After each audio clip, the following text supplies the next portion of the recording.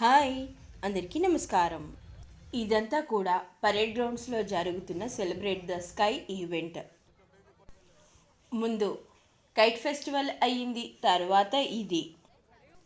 సంక్రాంతి టైంలో ఇలాంటి సెలబ్రేషన్స్ జరుపుకోవడానికి ఉద్దేశం ఏంటో తెలుసా మీకు? మనందరికీ తెలుసు, సూర్యుడు మకర రాశిలో ప్రవేశించినప్పుడు మకర సంక్రాంతి జరుపుకుంటామని. సంక్రాంతి మొదలుకొని రథసప్తమి వరకు కూడా సూర్యుడిని ఏదో ఒక రకంగా కొలుస్తూ ఉంటాము, పూజలు చేస్తూ ఉంటాము. ఈ కాలం అంతా కూడా మనకి విటమిన్ డి సమృద్ధిగా దొరికే టైము. ఈ హాట్ ఎయిర్ బెలూన్ ఫెస్టివల్ అనేది కొత్త రకమైన సెలబ్రేషన్. మేమంటే కుదరక నైట్లో వెళ్ళాం, కానీ డేలో కూడా జరిగింది కదా. మనము కైట్స్ ఎగరవేస్తాము, ఎండలో ఎక్కువగా ఉంటాము. పిండి వంటలు కూడా ఈ సంక్రాంతి టైంలో అంతా బయటే చేసుకుంటాము ఎక్కువసేపు. విటమిన్ డి మెండుగా దొరికితేనే కాల్షియం కూడా మనకి తయారవుతుంది బాడీలో అని తెలుసు కదా.